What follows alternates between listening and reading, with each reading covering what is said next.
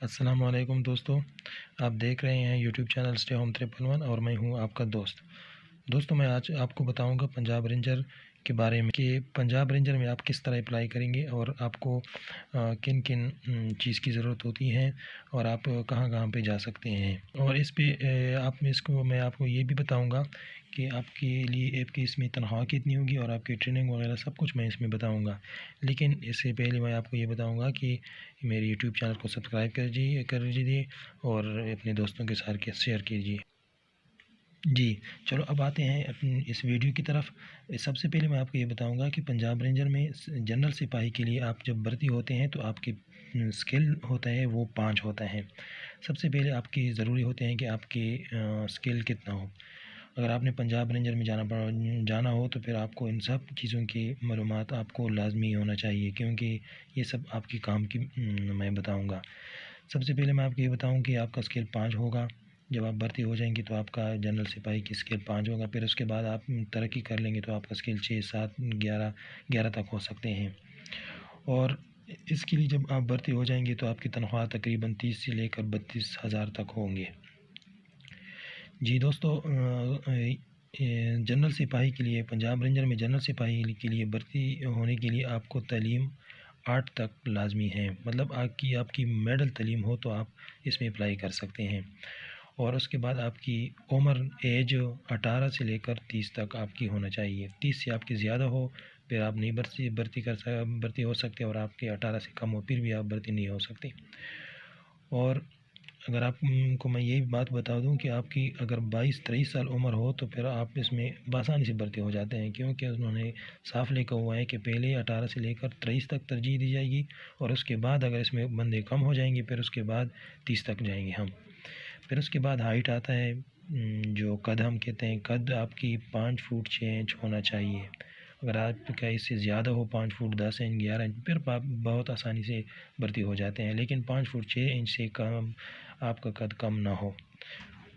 اس کے بعد چھاتی آپ کی 33 انچ سے لے کر 36 انچ تک ہونا چاہیے۔ جب آپ کی چھاتی 33 انچ ہو اور 36 انچ آپ کی چھاتی بڑھتی ہو پھر آپ اس میں بھرتی ہو سکتے ہیں۔ ہائٹ آپ کی 121 پاؤنڈ، جس کو ہم کنورٹ کریں گے کلو گرام پہ تو آپ کا 55 کلو گرام بن جاتا ہے۔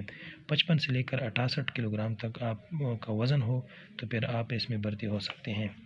جی اس کے بعد میں یہ بتاؤں گا کہ آپ اس کو کس طرح اپلائی کر سکیں گے۔ جی سب سے پہلے آپ نے آن لائن رجسٹریشن کرنا ہوتا ہے۔ آن لائن رجسٹریشن میں آپ بآسانی سے نیٹ کیفے سے آپ آن لائن رجسٹریشن کروا سکتے ہیں۔ اگر آپ کہتے ہیں کہ نہیں میں خود ہی کرتا ہوں، آپ خود بھی نیٹ سے کر سکتے ہو۔ pakistanrangerpakistan.com پہ آپ اس کو کھول دے گا گوگل میں تو آپ کو سب کچھ بتا دے گا۔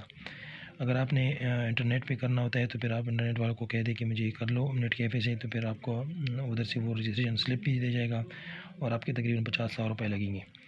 تو یہ پہلا مرحلہ ہو گیا، آپ کا رجسٹریشن ہو گیا۔ پھر آپ کو ادھر سے ایک سلپ دے دے گا کہ آپ کا رجسٹریشن ہو گیا ہے۔ رجسٹریشن سلپ میں آپ کا ڈیٹ بتایا ہوگا کہ اس ڈیٹ پہ آپ چلے جائیں بھرتی کے لیے، جو آپ کو ایک سینٹر دیا ہوگا اس سینٹر کے لیے آپ نے جانا ہوتا ہے۔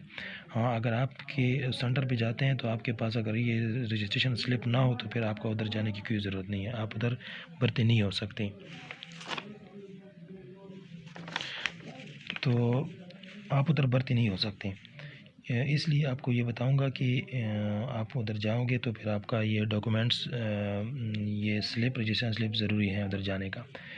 جی اگر آپ ادھر رجسٹریشن آپ کر لیں گے تو پھر اس کے بعد آپ کو ڈیٹ دیا جاتا ہے ابتدائی طبی معائنے کے لیے۔ اگر آپ ابتدائی طبی معائنے کے لیے جاتے ہیں تو آپ کے لیے ڈاکومنٹس کن کاغذات کی ضرورت ہوتی ہے۔